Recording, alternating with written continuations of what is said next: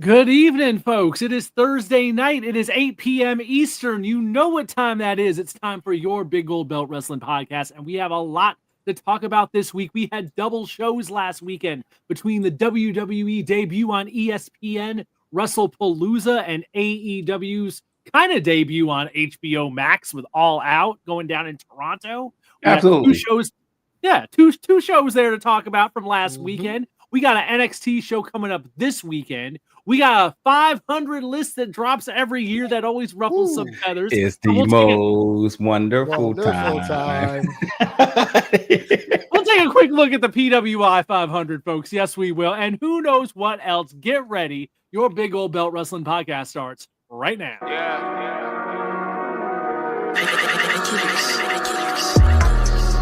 Big Old Belt, Big Old Belt, Big Old Belt.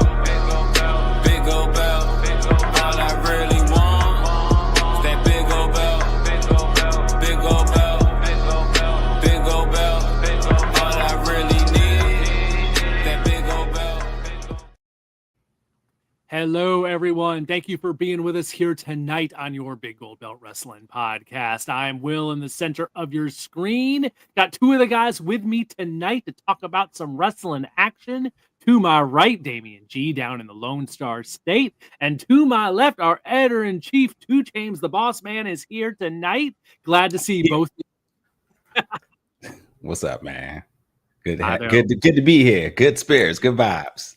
Hey. Yes, indeed. Yes, indeed. I'm glad we have not had this mix in quite a while. This is it's been a minute to have the three of us specifically for a show. So be some different vibes tonight on the Big Old Wrestling Podcast. Glad y'all are here with us tonight. As I said to kick things off, we had 2 shows this past weekend, so we're going to start there, and then we'll get into some other stuff. But the kind of new era of streaming, I guess. 2 new platforms for the shows this past weekend, so that's kind of part of the story. But I don't know, in some ways, I think some of the story is going to be that both of these shows, for as long as they were hyped for like being these streaming debuts, some of the vibe coming out of both of them is people are just kind of like, that's it? Yeah. And that's all? That's all it happened? After all this like hoopla and, getting people psyched up about these debuts, there's definitely been a lot of talk this week about that was just kind of average. It might have been a C show, So we're definitely in. It's such an amazing time once again to be a wrestling fan because the streaming service war is really the heart of all it is, and because that's how we consume 90% of our content. Seeing some of your favorite shows leave certain streaming services and go into the others, and you're just like, oh, okay, it's no big deal. If a show is canceled and picked up by another network, you're happy that it happened, but you're not like, well, that doesn't make sense. Like we know that there's Marvel movies on other platforms because of the Sony stuff and whatnot. I just think at the point we got to look at it in a bigger lens. Like we're just kind of like desensitized about things premiering on networks because these are the things we just sort of expect. Like the ESPN thing is a big deal, and as much as they pump it up, we're just like, oh, well, that's cool. I mean, they did just move to Netflix the other day, and they were on Peacock. It's like, all right, well, no big deal, And then the paywall thing with HBO Max. I mean, how can you be a whole other ball of wax? Oh yes, the streaming landscape, as we often talk about here, changes every couple months. So this is just the latest version of it changing. So we'll start with WWE Wrestlepalooza, also known as the ESPN debut, as our first major show happening on the ESPN platform. I guess they're calling it ESPN Unlimited is the tier you need to have. And Lord knows that caused some people some issues I was hearing on Saturday with people not being able to get on there or thinking they had access and then they didn't have access and they needed to throw down the $30 if their cable provider didn't have it. All I can tell you right now, folks, is if you had issues this last one, supposedly deals are still being made. Deals are still in the works. And supposedly by the end of the year, more people will have access. Your YouTube TV folks, your Xfinity folks, more people will have that, be able to authenticate and get in the door without having to throw down $30. And again, because the confusion and all of that, the moment you tend to forget that, especially people who still have cable, don't forget, like, You remember there was a point in time where you couldn't even authenticate your cable service to every app because they only had exclusive deals with certain services. So you might have Verizon, and Verizon could get in, but Xfinity wasn't in there. I mean, these are the type of things that happen all the time in the background. There's numerous deals after deals after deals after deals. So, you know, the fact that ESPN Disney was able to jump in there and make this happen the way they did it, and that's what you would imagine that there was still a long list of other things they needed to achieve the infrastructure wise on the back end. The biggest win throughout this, regardless of the show and what you thought about the spectacle of the show, is that there was no issues once you actually got in there. It worked. you got your show one way or another. That ESPN stream that I saw looked nice.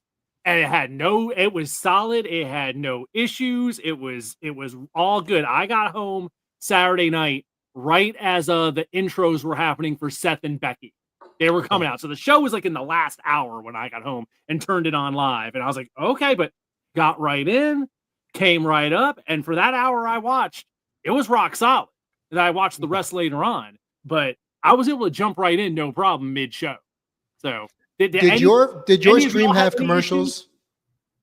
The version I saw it came up with the graphic "Be right back." That's the one I had. Okay. Yeah. That's the version I saw. I don't think I did. You're talking about like the "Be right back" that you get when you're watching like Dynamite and whatnot. Correct. Like where they're in commercial break, but they're not airing the commercials on the screen. Yeah, I don't think I did. I think I was just getting normal like WWE programming during those like breaks between matches. So I don't think I did, because I definitely would have been like, oh, that's odd, you know.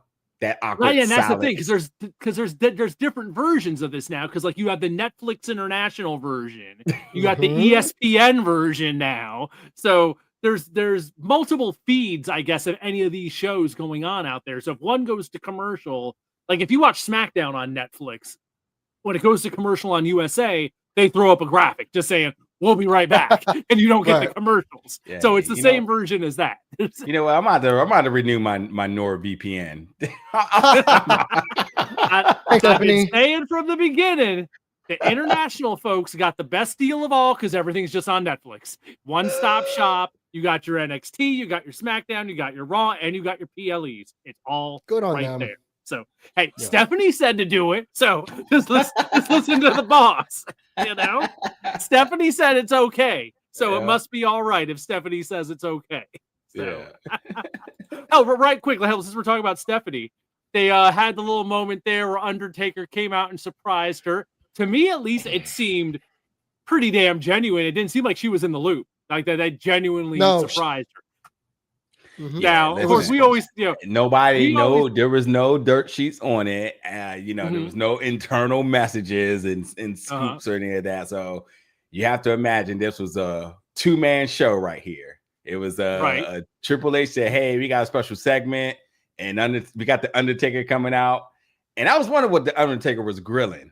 I was like, "What beef is? What did I miss something?" But like, long story short, it was a great moment, great reaction, felt genuine, and well deserved, man. I think however you want to, sort of, I don't know, validate who goes into the Hall of Fame or not. I like the idea of more people going in while they're alive than not. Correct. So right in her prime, right where she doesn't have to stink of the McMahon last name on her. The podcast is actually entertaining and thriving. Why not? So good for her. And of course, Damian, I'm sure you're excited because Stephanie, as we always talk about here on the Big Gold Belt Wrestling Podcast, is the creator of women's wrestling. So yes. Being honored as she should be. The grand poobah of all things women's wrestling. Correct. Crab's not here tonight, so we had to make sure to throw that in. I mean, that is going to be A1, her, top accolade when they talk about, when they do her induction, the creator of women's wrestling, Stephanie. Yes. So, as it should be. All right, well, let's talk about this show. 5 matches and opened with Cena and Lesnar, which we had found out going in. And if anything, I was kind of surprised they ran back the SummerSlam beatdown of years ago where Lesnar just stomped him out. It just took him out in like just under 9 minutes. I don't know, Damian, were you being around? Hell, we're in the home stretch of Cena's deal here. We only got, let's see, it's September, so October, November. We got 3 months left. Are we surprised that they went that route and just had Brock crush him in his return? Yeah. I especially when you had Cena come out with all the kids and everyone was wearing yellow, it seemed like a homecoming of a national hero, right? And then we see him in ring, and then to your point, well, he gets demolished within 9 minutes. It was basically watching SmackDown. Here comes the pain, where Brock just charged his super meter.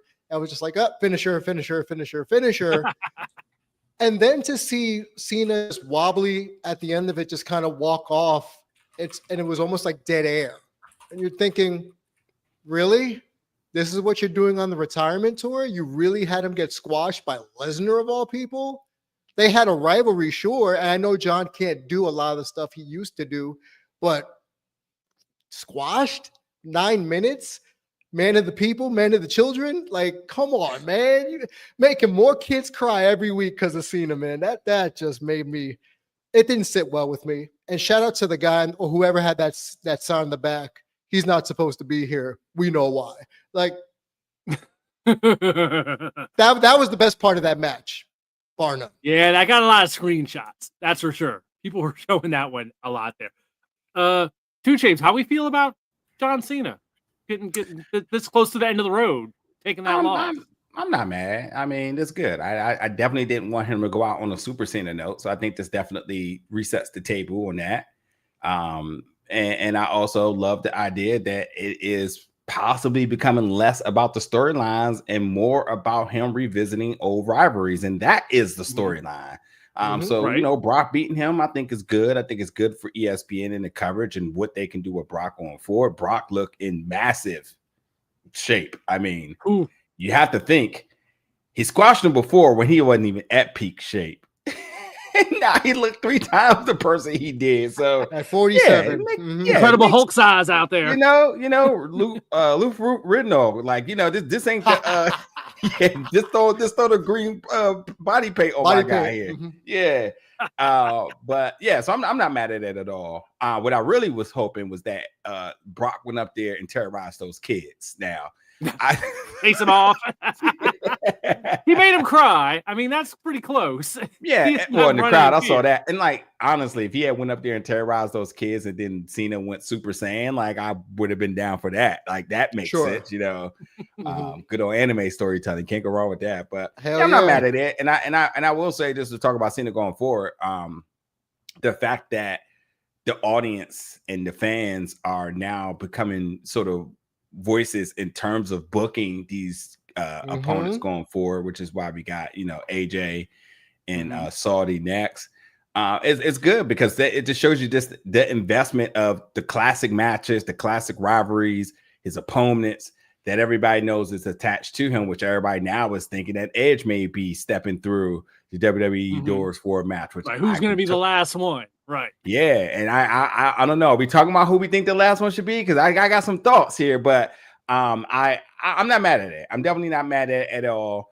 And we'll see where Cena goes next. He can sell a match no matter what side of the coin he's on. Of course. I mean, let's not forget when he came back, he went on a complete losing streak, and we continued to watch him with interest to wonder when was he going to get his mojo back. So, you know, it's not going to make a difference. This is not a win or a loss for either one of them. Really wouldn't have made a difference, but it definitely does a lot more for ESPN with Brock getting the win, because we know Brock comes back from the Combat World back scene. We know that ESPN and UFC has already had that sort of relationship. So to be able to connect to that, the legitimacy of the UFC and combat sports, it's just easier storytelling, and it probably gives Stephen A. Smith a lot to talk about for the next 2 months.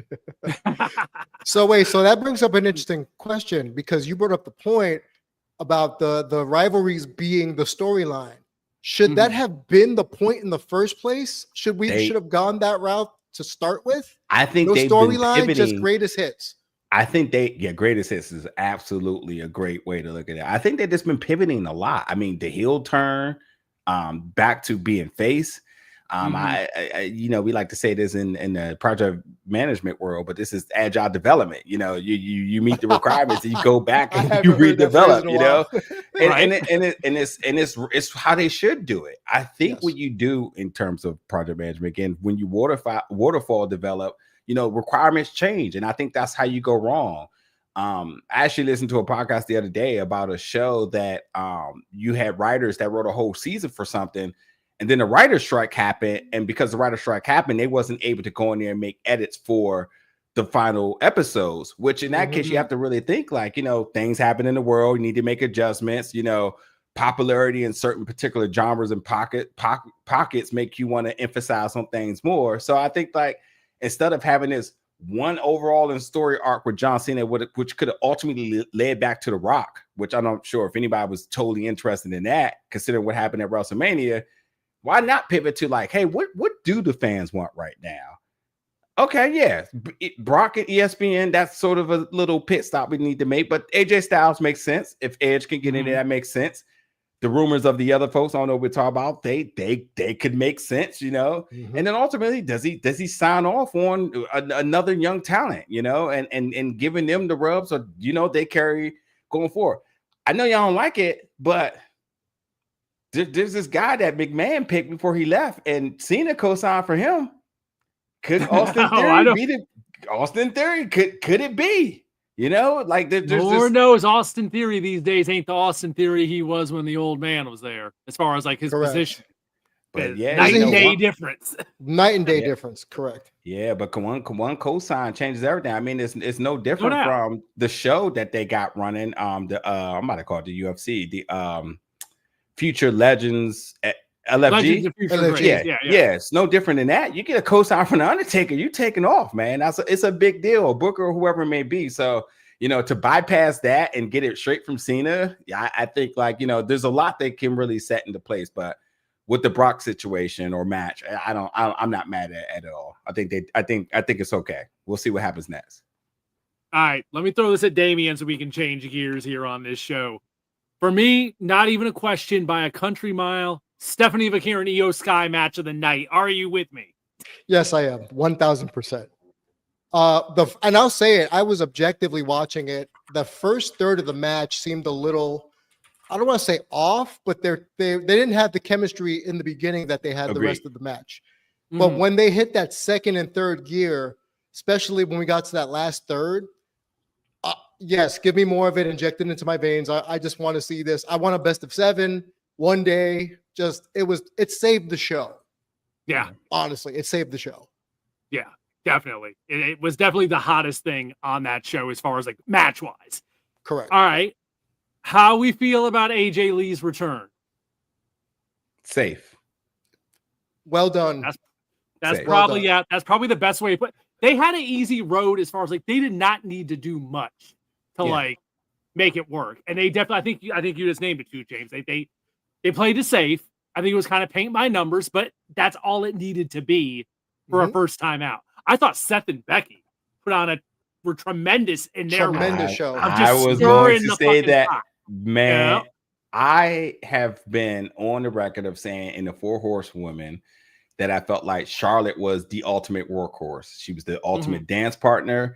She was the one that can make anybody look good. And then after a while, I kind of pivoted and said, "Oh, it's Bayley, and it's not even close." It has never been Sasha, and it's definitely never been Becky. I don't know what has happened to Becky ever since returning back from maternity leave, but man, oh man, has she been having bangers with folks in all calibers. I mean, Laura Valkyria right now is elite. And whether you knew that before or then, but definitely her feud with Becky lets you know like she can hang with the best. And I think that Becky she's just the person that when you want to get somebody, you want to get the ring rust off of them, you want to get the nervousness out of them, you put her next to them, that she's gonna make them look good, she's gonna legitimize them, and she's still gonna look strong. And then you just ultimately making a overall better division. And everybody wins when it's like that. Everybody becomes a threat, and nobody's like, it's no A, B, or C tiers. It's just like everybody and anybody at any given time could put together a good match. So they definitely, Seth and Becky definitely kept that together, kept the match together, made wonderful spots, with monster heels even at times. And I think, we want to see what happens next. We got some one-on-ones, I would imagine, next. We got some more shenanigans, I would imagine. But anyway, I think it's going to be good. And to your point, too, James, the fact that they gave Becky the IC title, this was the point, right? To give that, we talked about rubs. So gave the rub to Lyra, bringing back an AJ Lee, that's coming back from a 10-year layoff, gave her that Nikki Bella match, however you feel about it. But that was the whole point of giving Becky the IC title, is to make it must-see television. And now her joining the Vision, we don't know if it's permanent or just temporary. But from how I watched that match play out, both her and Seth deserve a boatload of credit for the way that match was crafted, especially during the mixed spots. When AJ hit that curb stomp on Seth, I damn near jumped out of my chair because I didn't know that was coming. And I thought that was to the camera people done. too, man. Because the illusion of thinking it was going to be a clean plan, and they just pan over to her, and I was like, oh man, I popped too right there. And then Becky shoving AJ across to the other table and taking out both Punk and Seth. Well done. Overall, well crafted. Kudos to everybody involved. Yeah. There you go. All right. I think looking at the clock, we should keep it moving and go to our next topic because we got a lot to cover tonight. So let's go to the other show of last Saturday, the other part of our kind of head-to-head battle, AEW All Out in Toronto. Now, this one I didn't see since this was the middle of the day, so I'm not going to try to front here. I've only seen the clips that are online here and there. So before we go to 2 Chainz, since he did see some of the show, I want to go to you first, Damian. Mm-hmm. How do we feel about this upset with Chris Statlander beating Tony Storm in the 4-way and becoming the AEW Women's World Champion? That to me seemed like the big news of the show in a lot of ways. Really, it's maybe the most surprising news of the show that Chris Statlander is now carrying gold. Well, the fact that she beat her for the title, if you were reading the tea leaves way back maybe 3-4 years ago with Statlander, she was supposed to be the one that dethroned Jade before she got injured. So her coming up the ranks and beating Tony Storm was no surprise to me. I know it was probably a surprise to people who are just like, wait a minute, Tony's the most over person in the company. Well, as far as faces go, Stat has probably been someone that Tony has wanted to hold the belt for a while. So the fact that she beat Tony and the fact that Tony Storm had this face that was precious. It was like half surprise and half pride, because she's always talking about Stat in promos, how like thick she is and all this other stuff. So it was one of those things where a proud sister saw her like little sister get over, but at the same token, surprised that she beat her. I thought it was great. I'm glad it happened. We needed a little bit of a shakeup within the women's division, and seems like we got it. Okay. Let me switch over to 2 Chainz, because one of the matches I definitely heard the most about coming out of this show, you said you did see Tables and Tacks with Mark Briscoe and MJF. The spectacle of a whole lot of tacks all over that darn ring. So what can you tell me about this one? First of all, it's just still very I don't know, for whatever reason, every time I see Mark, I just keep thinking like, man, I can't believe Jay is gone. But in a way, Mark is working as a singles wrestler at a rate that I never thought he was capable of. I always, and we in ROH knew it too, that Jay was definitely the more superior of the singles run of the brothers. And obviously they're one of the best tag teams in the world. They should be on everybody's top 5 list since we're having a list day. But I will also say I kind of grew older MJF, but I will say for whatever reason, because I was never really sold in some of his hardcore stuff earlier in the AEW run, this is a really good match. And I am beyond, first of all, I love the fact that Mark goes over, and I also like how MJF responds to this on Dynamite this week. I think the intrigue with him going forward, this sort of refreshing feel with him is not something I was just expecting to have. But it's overall a good match. I was just looking. I was like, how long was the match? I just looked it up. 19 minutes. It was packed. It was packed wall to wall. It was definitely a good match. Definitely some crazy spots. I mean, I only saw 2 matches because I kind of peeped in and peeped out. But of the 2 I watched, this is really good. Okay, what was the other one you said you saw? I forgot. Right before that, the Eddie Kingston and Big Bill. That was the return of Eddie that I heard was a kind of the theme of the day. It was just kind of there. Is what I had heard from people. And he only went 720. So Yeah. they did not go along with that one. That is for sure. Yeah. Anyone got any other thoughts on this show? Because I was out of the house when all this was going on. I just didn't have a whole day for wrestling. And you know, AEW had to move slots because of, you know, Wrestlepalooza later on. But yeah, you know, I didn't hear too much, but I did watch Dynamite to kind of get a sense of if there was anything I needed to go back and watch. I'd be honest and say that I am a little intrigued to see MVP, how he's moving in the ring. I wasn't I thought he was at the tail end of his career on that cane, but apparently he worked the whole match. But I was surprised that they lost too. The Hurt Syndicate, what's next for them? Has not been their thing. Lord knows people have been complaining about that for a while now.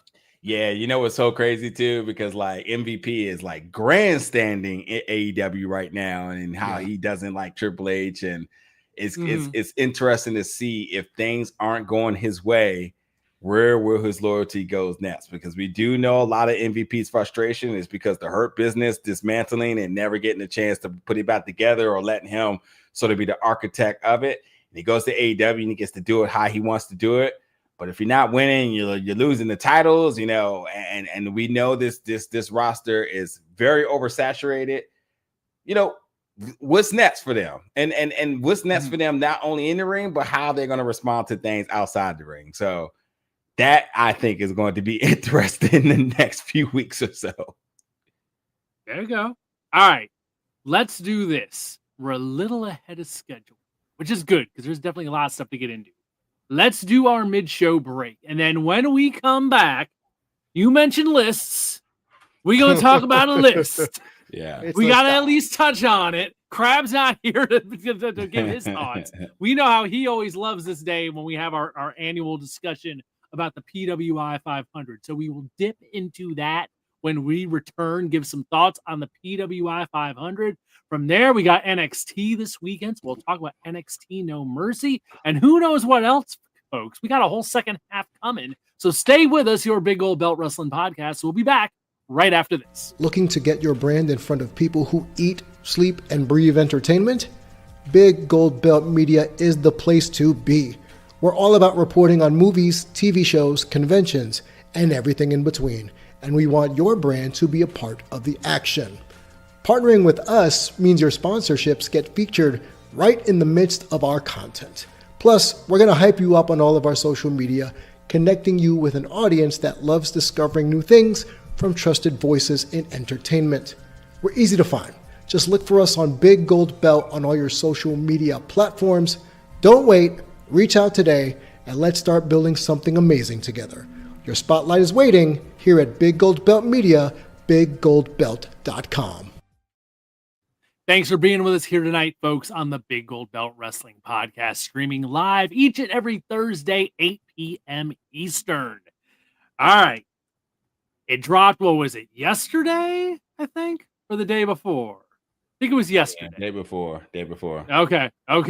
It is that time of year. It is PWI 500 time. And Lord knows people getting their feelings about the 500 rankings for all kinds of different reasons. I always just look at it as it is a list of 500 wrestlers. And don't try to get any crazier than that about it. That's what it is. It's a list of 500 wrestlers. But we're going to take a look, give some thoughts here. It's always interesting to kind of see, if nothing else, it's kind of a, you know, it's a thumbprint of here's where we are this year in wrestling. Here's who's in these positions. Here's kind of the top of the heap, even if you may not agree the order they're in. Here's kind of who are the players are at a given time in a given year. But before hold on, Will, before you go on the list, list, because you've been neck deep in this. What's been the controversy behind the list? So I want to go there first. What has got people's feathers we will talk about that because, of course, people don't like that certain people are ahead of certain people. Is there anybody missing this year? Has that been anyone missing? I don't think so. Okay. I don't think I've heard like a glaring omission like some years where we've had like, we completely forgot somebody. I don't think I've heard that. The main thing has been we'll save the names for a second, but how could so-and-so be ahead of so-and-so by that many spots? It doesn't, tons of that. But before we hit the list, we got to hit the criteria here because, this is a blend of kayfabe and everything. It's just, Sure. it is what it is. So the criteria for the PWI 500 are win-loss record, championships won, quality of competition, major feuds, prominence within a wrestler's promotion or promotions, and overall wrestling ability. And the evaluation period covers August 1st, 2024 to the end of this past July is with the time period we are covering. But I think the key word is always with the PW 500 is kayfabe. So can't take this too damn seriously. But with that said, a quick look at the top 10. We'll hit the top 10 real quick. From 10 to 1, Will Ospreay at number 10, Mystico at number 9, Seth Rollins at number 8, Swerve Strickland at number 7, Jey Uso at number 6, Hiroki Goto at number 5, Hangman Adam Page at number 4, Gunther at number 3, Jon Moxley at number 2, and number 1 for the second time in his career, Cody Rhodes gets the number 1 spot. That is your top 10. And we were talking about people being upset. The big thing I kept seeing people in their feelings about, how's Jey Uso ahead of Will Ospreay? I knew that was going to be the thing. I knew it. All in their feelings about that one. Damian, you were seeing that too? Oh, yeah. Once you started reading off the list and I heard Jey Uso, I said, oh, people are going to have a conniption. And without even hesitation, yes. But like you said, it's amalgamation of all those factors. We're not just grading people, or at least they're not being graded on just in-ring work. It's everything included. For me, what made me laugh just now internally was when you said Goto, I thought, damn, they're really trying to pump this Street Fighter movie, aren't they? Gotta get E Honda his pops already. Right. So I'm surprised I haven't seen a lot of people complaining about Goto in that situation. So, but the Jay thing is always going to be divisive. So that's the only thing that really surprises me about this list. But I get why Jay would be in the number 6, because this is the year he won the world title. Even if it was short, he got his world title run. And the Rumble. Still won it. Exactly. Yeah. I always feel like the top 10 is always honoring champions of the year. And it just shuffle based on relevance beyond that. And obviously WWE being the top brand, you have to put the dominant champion, the top brand up first. Cody's that. And then you say, well, who was the secondary champion in the brand and where do they kind of fit? I'm never mad at the top 10. It's probably the most easiest of the decisions that you can make. But I don't even see how that's even an argument. Like Will Ospreay in the top 10 makes sense, but if he's not higher than his AEW counterpart, then where exactly should he be then? Right. Like there's 2 champions in WWE. They have to be if they were the dominant champions or the full-time champions in this time period, they have to be above somebody who was a part-time champion with somebody who's above them for the same belt. If the math is making sense here. Because if you have Hangman up there, he can't be above Hangman, and Hangman was half the year, and he was half the year. There has to be a split between that. That's just how I looked at it. But right. Well, yeah, looking at the top, I'm like, okay, you had Cody Rhodes right at number 1, and then right under him, you had Jon Moxley, since you had the whole Death Riders thing John, going that's on not in AEW. Yeah, that's not meant John. The 1 and 2 made sense to me, and then Gunther had the other belt in WWE for most of that time period. So you had Gunther right there. And then Hangman right behind him. It's like they alternated WWE, AEW right for that top part. And it's a political game as far as who's gonna get what spots and kind of keeping everybody happy. Now, you remind me of something else. There were tons of people all about that Jey Uso thing with Will Ospreay. The other big one was right outside the top 10, where at number 13, we had Zack Sabre Jr., and at number 12, we had Joe Hendry.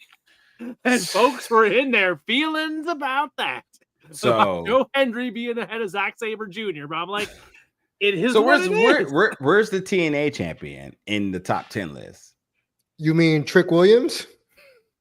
Well, before Trick, who was the TNA champion? Well, Joe Hendry. Exactly. That's your TNA. Was the champion who also came over into the Royal Rumble. WrestleMania. Yeah, WrestleMania. These are like, and then like arguably one of the hottest talents of the year outside of Jey Uso to say his name theme and him popping up everywhere. Like, come on now. Yeah, Zach. All right, I'll leave it at that. But for me, it was like it's 2025. The Zack Sabre Jr. train ain't exactly chugging along like it was. This isn't 2026. PWG is 2016. gone. Yeah, This isn't Evolve. Yeah, it's a different era. It's a different era. It ain't what it used to be a good 10 years ago. Yeah. I'm paging down here further into the list to see what else jumps out at me. Remind me who was the highest rated woman? The highest rated woman is it's got to be somebody who's done intergender, and there's not a lot of that going on nowadays. Well, I'll tell you who it is. At number 25, it's Masha Slamovich. Yeah, okay, that makes sense. Okay, so 25 slots? Yes. Wow, that's surprising. Legitimately surprising. Number 25. Let's see. There's more women in there. I'm trying to remember who else made the list. I'm going down here and seeing female wise. But yeah, if you did intergender, that definitely gets you into the mix. Sure. For the PWI 500, because the women's 250 will come out separate of this later on. I think that's next month. Is the women's 250. I'm looking here. What else is jumping out at me? Old Karrion Kross was at 113. Okay. Our boy Cross. Yes. Yeah. Let's see who else on here. Oh, there we go. Okay, Allie Catch was number 96. She's top GCW, man. Top 100, right? Yeah. And even with the leg injury that took her out of action for a big chunk of time. You know, so return from that, but it seems to be getting close to it. So, question, who is the top pure independent wrestler out there? And then, beyond that, what was I about to ask? Oh, and do you see anybody from WWE ID pretty ranked high? Ooh, geez, there's been 500 names. It gets tricky to see. Like, we had a name we could search them to probably make this easy. God. While you're searching, Damien, who you think the top 3 for women going to be? When the list comes out? Yeah. Is it the same time frame that they're judging by? Mm-hmm. Rhea, Mercedes, maybe Stephanie. Mercedes over Tony? Ooh, that's right. So then I put that's your top 3. Rhea, Mercedes, Tony. I'd add EO the mix. You 100, EO. Yeah, okay. We're talking the past year. Fantastic last year. I would say. Then who do you kick off the top 3? Rhea? I would. No. I say it's Rhea. It's between Rhea, EO, and Tony. Those 3. That's the top 3. It's just a matter of what order they're in. Wasn't Tony number 1 last year? I think Tony Storm was number 1 last year. I do expect Stephanie to be up there. She'll be in the top 10, I think, for sure. Of course. I haven't watched much of Stardom, and to add a name in there, but you got to add a champion there. Masha's probably going to be in the top 10. Okay, here last year's top 3 was Tony, Jordan Grace, and Rhea Ripley. In that order. Wow. Okay. Yeah. So, yeah, I could see EO as number 1. I love given that. The year she had, and then maybe Tony at number 2, and then Rhea at number 3. Maybe. Yeah. I don't know. Throwing ideas out there. Who's number 500? Oh yes. Let me go back to it. I had it right here. Let's go to the bottom. Number 500, which is always a fun thing to see. Number 5. All right. Do we know this? Does anyone know Serial Man? Nope, but now we do. Hey, where is my man? What's his name? Invincible. The guy, something Invincible. Something Invincible. The guy, he's super over on the indies right now. Let me figure out his name. Is Mr. Iguana on this list? You know it. Tommy Invincible. Tommy Invincible. Let me do a search here. Let me do a search on this thing, because Lord knows. The format. I want to find. Here we go. Tommy Invincible. Let me do a search for Invincible and see what comes up. Boom. Mark Grayson. Not found, it says. Really? He might not have made. Let me look. I want to look at Mr. Iguana now and see what comes up with for Mr. Iguana. Iguana's not found either, it says. Oh wow. Uh-oh. Okay. Dom? Dom?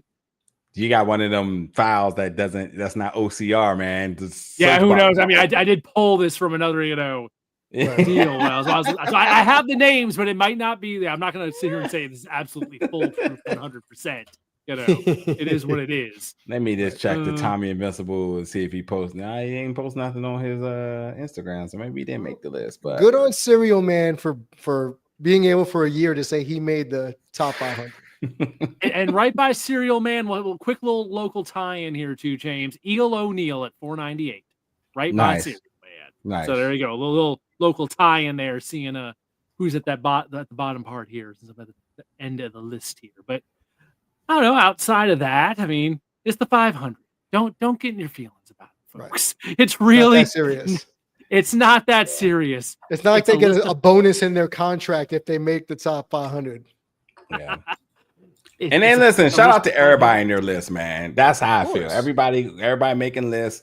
And I think at the point that there's so much so much like weight held on the PWI and the rankings and the sophistication of the rankings, that there's other people making lists that are just out there trying to celebrate other wrestlers. So definitely looking forward to see other lists and other people being recognized on those lists. And hell, more people make lists at this rate. Make people want to go out there and see who other wrestlers are. And I think, again, we're definitely at one of the golden years of pro wrestling, from the availability to watch it, the vast amount of availability to go see it in person, and then just the talent to all degrees all over the world.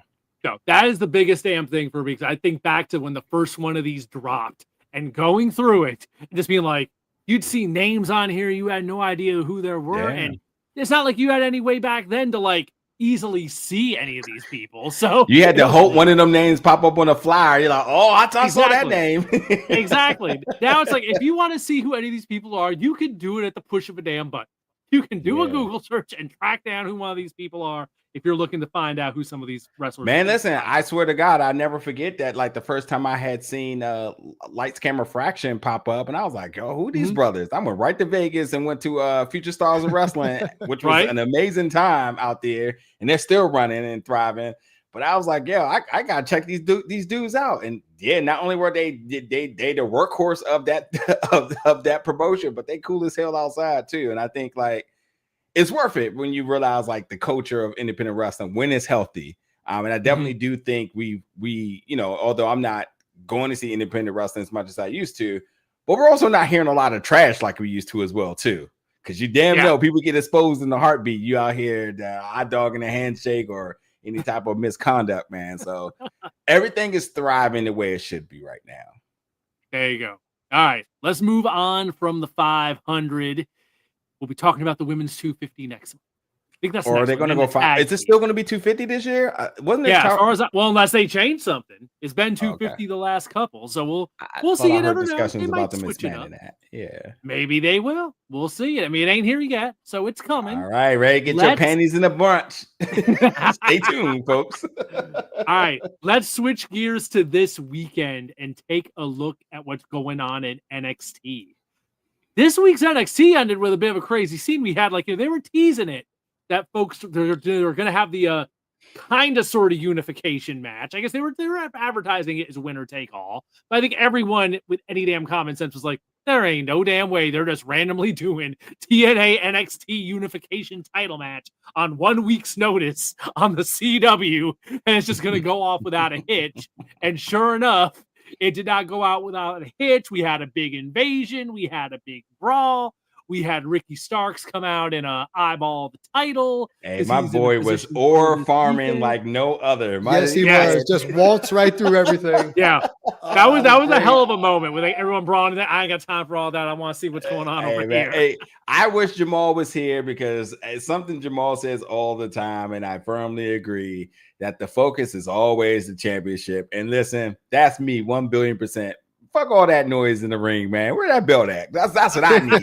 That's what I want. Yeah. Yes, indeed. Ricky Saints this weekend in Fort Lauderdale. They will be having the show at for NXT No Mercy. I'll run down the card here real quick. We can talk about what jumps out at us. So we have a singles match between Javon Evans and Josh Briggs, continuing their feud. They're going to have a weaponized steel cage. I'm assuming that's a steel cage with some weapons automatically intertwined in the thing. Sounds yeah, like yeah. Ambrose Just so you ain't Asylum. gotta get them in there. They're just gonna be ready to go. I'm assuming that's what that means. That'll be between Jordan Grace and Blake Monroe.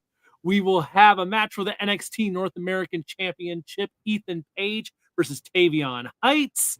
As we mentioned before, we will have for the NXT Championship, Ricky Saints going against Obafemi is the match that will be going on there that he was keeping his eye on the title for. We have the NXT, the Women's Speed Championship is now part of NXT. So that will also be on the show with Sol Ruka defending against Lainey Reed. So a quick 3 minutes there in your, as I call it, the TikTok wrestling division there with the matches.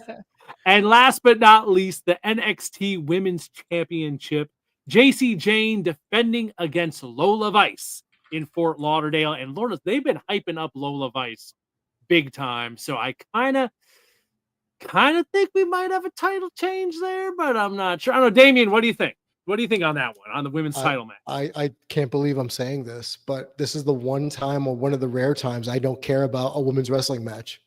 I am not a Lola Vice fan. I have never been. I've never been one of those guys jumping on the bandwagon for her. JC, for me, even though everyone says she's the super duper senior of NXT, she has really opened up a lot of people's eyes to be the breakout star of Toxic Attraction, even though she was the last one standing.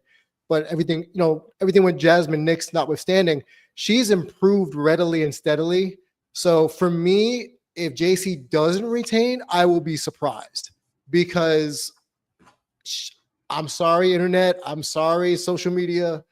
Y'all can say what y'all want about Lola's hip movements. They don't lie, but that title reign is going to lie if she gets it, because there's no way. There is no way. I will eat I'm not a vegetable person, so I'll make a bet.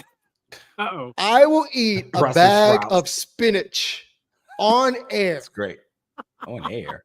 Oh. While we do this show next week, if she wins. And I'll start the show off that way. Strong feelings about Lola Vice. That's how much I don't like her as a performer. Two James, what's jumping out at you on this show? This is a good mix of matches. Javon Evans, man, it's always eyes on him because I think everybody feels like it's only a matter of time before he gets the title. I know he's not in a title match, but it's good to see that he's still being heavily featured. He's still going to continue to mature, which is why I shifted Lola Vice, because there was a time where you thought she was going to be the champion. They seem to have reeled that back a little bit. So it's an interesting case about Lola Vice, and do they feel she has reached the maturity in terms of carrying the women's division? And I will have to say, yes. I think from Worlds Collide, you kind of see how she's more poised.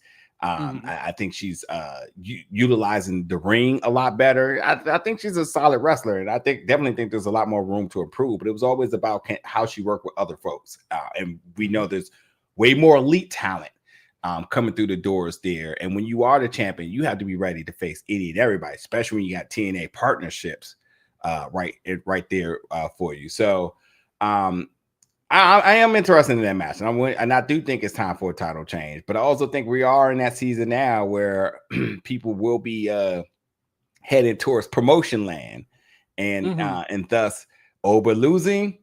Well, we know where he's going, and if JC lose too, I feel like she might be ready as well too. So yeah, but beyond this show, I am curious about a rumor I saw, and I saw a rumor said that TNA has booked shows in Florida without any venue specified. So what are we actually getting here with this invasion stuff that's occurring? And how many of these matches are not even going to complete? Well, as I was looking at this card, it's like, where is the TNA presence? And we're not seeing much of a TNA presence automatically into the card. Right. So I'm sure that, I mean, coming off that brawl, something's got to happen. It's just a matter of what. I mean, you just mentioned Obafemi. If you think it might be time for him to be headed towards his maybe Rumble debut in a couple months, but that's still a few months away. We got him and Ricky Saints. That's an interesting matchup. I think a lot of people would think it's, you know, Ricky's a hot property. He came over from AEW, make him the champ, move along Obafemi like you're saying, but at the same time, there's the whole TNA thing. Trick Williams ain't on the show, so something's gotta be up here. Some other shoe's gonna drop. I'm just not sure what. I don't know.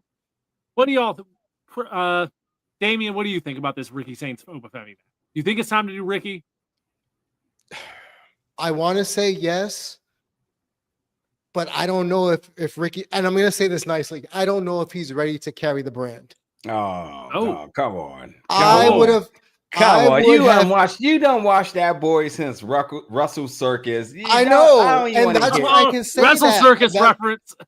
I seen him in malls in Texas when he was tagging with Aaron Solo. Yes, I know, but honestly, as he's got the star power and the charisma, sure, but not yet. I don't see it yet, man. I would rather it have been Javon instead of Ricky in this situation beating Oba. And I hate this as an excuse, but Javon is young and he has plenty of time.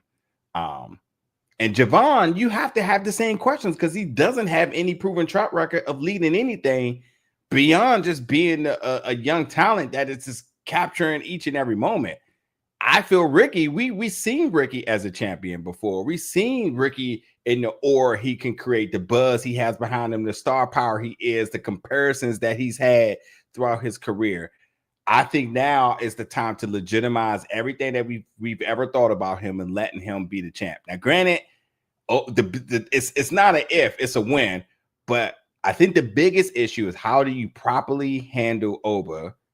And I think about in ways how they had to handle Oscar back in the NXT I brought that up on the show, exactly. Keeping them strong, and then ultimately head them towards future endeavors. I think if I could book here, No Mercy and whatnot, TNA need to lay a slaughter on this guy. I mean, we talking about the NXT parking lot type of slaughter here, back in the dangerous streets of Full Sail. Like, and I think if that's what the invasion should be, maybe the invasion should be they come through and they put my man in a coma, and Ricky that's how wins. Ricky gets the belt. Yeah, you know, Ricky makes sense. Ricky winning not clean is not going to hurt him. Nobody's going to say it's not legitimized. It's more about how do you take a giant, yet alone Thanos, off the map and still keep him as a legitimate threat? And I think that it can't just be Trick, and it can't just be Trick and one other. It has to be the whole squad or whoever to come out and do what they got to do. I got a feeling, being we saw so many people show up this past Tuesday at the Performance Center, I think you might be on the right track. And then you have a couple months there for Obafemi, the feud with TNA, where he's doing his own thing away from the title before we get to Rumble season in January. The pieces there fit pretty nicely for that. I think that might be what we see on Saturday. I think you might be right. I still feel as if he should have just relinquished the title when he went to the main roster. Just do the Oscar treatment. Yes. I'm moving up. Here's the title. Yeah, that's do that too. I said it here, I think a couple of weeks back. That's how it makes the most sense for him to drop the title, only because he got promoted, and I'm leaving it here. Okay. I don't know. Right. I don't like that, because imagine if Infinity War ended and Thanos just went on his ranch, and then that was just it. You were just like, what? That's why it was so good. Done. That's it. Yeah, you know, he won. So you want him to get some sort of comeuppance at that point if he's Thanos. I feel like he's already had his tyranny. We already know what the force he is. I think that you keep him strong by just proving that not one finisher, not one person, multiple people have to put him out. You know, relinquishing. It took a whole company to take him down. Yeah, because the thing about relinquishing, and again, I did agree that Oscar relinquishing was the only way to go, because that women's division back then was not as deep as it is now. And nor was the women's division even as healthy as it is now as it was then. But at this rate, because don't forget, people were coming through the door in order to face her, Mickey James and all that, whatnot. So I think the thing with Oba is like, you have to still make sure the championship feels legitimate. Him relinquishing means like, oh, this means nothing, on to better things, which is why like I never was a fan of back in the day when TNA used to have you what did you call it? The thing where you can like trade in your belt to get to go for the championship. Plan B or whatever. Plan C. Never was a fan of that. I think if you are the champion, if you are the big badass that you are, then you continue to defend your throne no matter what, unless you have to get hit with the Julius Caesar and you're like, all right, well, you won't be the king of Rome no more. Sorry. No trading in the X title for a shot at the other time. There you go. All right. Well, we'll see. That's going on Saturday. That's NXT No Mercy. I'm sure we'll have stuff to talk about that next week. And I think, I mean, the way that show ended, TNA has to have a presence on that show in some way or another. So, they're going to do something. It's just a matter of what and with who. So I know we're going to run on time, but if the rumors is true that the whole idea is that TNA is booking shows in Florida but aren't giving venues, what nonsense could we get into here? Could they book double shows? Could they extend these time slots longer? Could they counter book each other? Like, could they like run in the same loop? You know, what could they do that could be of interest here? And then don't forget, TNA do not record live. So I would say what you just said, I think might be there's no point in them counter booking each other or counter doing shows to each other. That'd be too ridiculous. But the idea you just mentioned, I think with the move you do a dual taping. You have NXT live and you have TNA taping right after it at the same place, same venue, and everything where everyone's there so they can all be interspersed with each other. And so like you said, TNA is not live to begin with, or maybe they've done 1 or 2 live shows recently. Maybe you can work it out where maybe you do it 2 weeks. 1 week NXT is live, the next week TNA is live. But it's all like, it's a co-branded taping where they're at the same place, same venue, some kind of deal. Maybe you do some kind of storyline between the 2 shows, but that's probably the best thing to do. Something like that, where you purposely make it known from the jump you're getting both shows at the same time. Yeah. I mean, Worlds Collide is essentially the same recipe, right? More or less, yeah. So book it. Book the damn thing. And actually, logistically, it makes sense because if you do have to use NXT talent on your TNA show, they do need to be in the same space. Yeah. How much longer do you think we have with this unification or these 2, competing organizations? Like, how long do you think this partnership is going to last? Forever. Has it run its course? Do you think?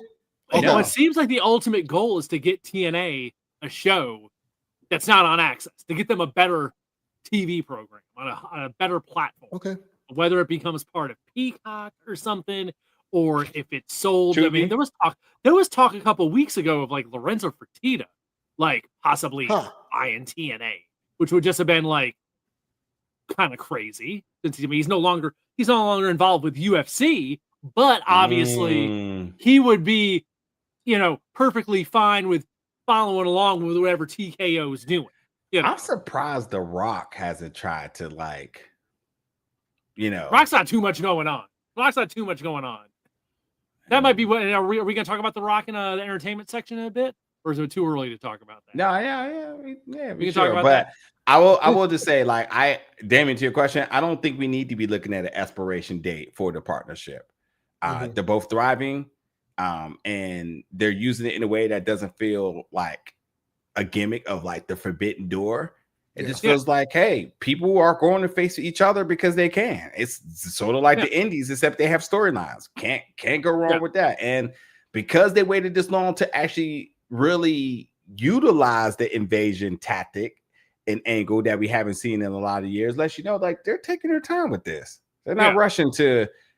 One's not trying to use the other for self-benefit without giving. This isn't the AEW TNA Kenny Omega belt collector gimmick. And that's why I brought Tony it up, Khan because I was commercial. worried about it getting to that level. Okay. Yeah, again, I'm always going to use the analogy as like that was somebody buying, like they were extorting them for parts, and then they rolled out after that. So, yeah. Yeah, we've been going like a good over a year now with this whole TNA good and healthy NXT. and thriving. And I want so much more. Yeah, you're right, because it was before Jordan Grace and Joe Hendry had even signed. Yeah. So, yeah, and they signed around Rumble time, because when Jordan came out, they was like newly signed. Yeah, there you go. All right, let's wrap this thing up and get to the entertainment portion of the evening. So, No. Whoa. One more thing. Because Damien should step in here and say this, but I'm going to say it. So, when we talked about who John Cena's last opponent was going to be, and somebody reported. Who reported it, Damien? Told you, get on this. Who reported it? Terrible. Anyway, so some outlet reported that there had been rumors and discussed that John Cena's last opponent they have been eyeing Dominic Mysterio to be his last opponent for the IC championship. Huh. And I asked to pose the question, one, how you feel about the rumor, and two, do you like that decision? And then ultimately, three, and we'll just have you answer this, Will, then we'll wrap up. Yeah. Do you think Dom deserved to get put over in that capacity for John Cena's last match? Dom is red hot right now. Lord knows Dom, you could absolutely do that match and it would work, and I think it would be tremendous, but also at the same time, I think Dom's so hot now that I'm not necessarily sure he gains anything from it, because he's already white hot as can be. I mean, Dom's on the verge of like that turning babyface just because the crowd's gotten so into it. So I like the idea of the match. I don't like it as Cena's final opponent. That's my part on it. I'd like to see that match, but not as his final guy. I can't see it as his final guy. But yeah, that's my thought. Also, it's from bodyslam.net. There we go. Okay. Yeah. Okay. Yeah, I don't know if I agree with Dom, but I was going to say earlier, and I was just kind of tucking it away. If it ain't Austin Theory, I like the idea of Kevin Owens being the one to give him the sign off. If he's still injured. December. Yeah, I don't think he's gonna be ready by December. I think he might be rehabbing his life away to have this moment. You never know. I would want Gunther if we're gonna go there. I would want Gunther to be the last. Nothing for Gunther. The storytelling with Kevin Owens, who's John Cena gave him his rub to send him off. I mean, come on. Wait, but Gunther ended Goldberg. Why not end John Cena? Because it did nothing for Goldberg either. We got months to get into this topic. So I want to put this one in the back pocket, because this is an easy topic for a week we don't have as much going on. Who Cena's final man should be. That's the first I've heard of that Dominic rumor. So bodyslam.net, they might be on to something. Who knows? Interesting. All right, let's wrap things up here for the evening. So folks, every Thursday, 8 p.m. Eastern, your Big Gold Belt Wrestling Podcast is streaming live here on YouTube, here on X, here on Twitch. That's where the live streams are. And after the fact, the feed lives on YouTube. So if you joined us late tonight, you can check things out after the fact on YouTube. It's on there in audio and video form. We got you covered in both formats on the YouTube page for Big Gold Belt Media. On the social media, you can find us at Big Gold Belt across the board, whether we're talking X, Blue Sky, Threads, Instagram, at Big Gold Belt is where you can find us. And last but not least, on the web, BigGoldBelt.com, the home of Big Gold Belt Media, wrestling, movies, comics, and more. Okay, since we have the boss man here tonight, and I know he went to the preview on Monday, and I couldn't go myself. How much can we talk about the Smashing Machine since it's not out yet, as far as Dwayne's involvement and these rumors of the performance? And I totally forgot. How much can you tell us about it? I totally forgot. I was talking to Logan Easton LaRoe the whole time. Totally forgot you wasn't there. Also, our man Kevin was there too. Good old. Oh, nice. Good Nova Pro reunion. All right. I think the movie is very good. The review is available now. Embargo's up, so you can read the whole review in the detail. I think just to focus on The Rock, I think this role of his really takes him out of the sort of typecasting stereotype that he can't put together a good performance and lets you know now that he should be taken serious going forward. Oscar worthy, no. Emily Blunt, yes. I would even say that a person that a lot of people aren't giving a lot of love to, but as a fan of his in the octagon and now in acting, Ryan Bader comes in as Mark Coleman, who basically is in his journey with Mark Kerr the entire time. This guy he's been in the octagon for a lot of years. He's a legend in his own. He has an acting career going forward, completely polished in the entire film. So all that to say, The Rock, it's interesting to see what his next series role is going to look like. Then I think you possibly can start talking about Oscar consideration, knowing that now we should be able to take him serious. Emily Blunt, completely fantastic. Should be considered in Oscar talk. Ryan Bader, absolutely solid. Could not believe that this UFC fighter went in there and put on a performance. Just couldn't believe it. So solid movie. Go see it. Yeah, you'll enjoy it. It's definitely worth a watch. Okay, that's our first thoughts on Smashing Machine. Oh, shout out to Brian Waters and Queen P from Those Wrestling Girls. They came out too for the screening. Yeah. There you go. Very cool. Very cool. A lot of people out of that one. I wish I could have made it. Darn. I've seen all kinds of faces out there. Damien, you want to throw anything on the entertainment front before we wrap it up? Listen, I've been buried under things that are underwhelming. I have no recommendations this week. Boss Man knows. I just got done doing some stuff for the channel. Oy, some of it's hurting, bro. So if y'all want to see me vent about certain Prime shows, going over to biggoldbelt.com, Big Gold Belt on YouTube, see me suffer. All right, folks, there you go. Always over Big Old Belt Media, your home of entertainment, wrestling, movies, comics, and more. Your one-stop shop where you can find us at Big Gold Belt Media, biggoldbelt.com. All right, folks, next Thursday night, we will be back live 8 p.m. Eastern. We'll have this NXT show to talk about. We won't quite be on the road to Crown Jewel yet, so we don't quite have that. Maybe we'll have to talk about that Cena topic, get into the whole Cena's final opponent thing. Who knows what other wrestling drama will happen in the next week, so I'm sure there'll be stuff for us to get into next Thursday at 8 p.m. But thanks for being here with us. Hit that like button, hit that subscribe button, all that good stuff, and we will see you next Thursday. Until then, take care, watch some wrestling, and we will talk to you later.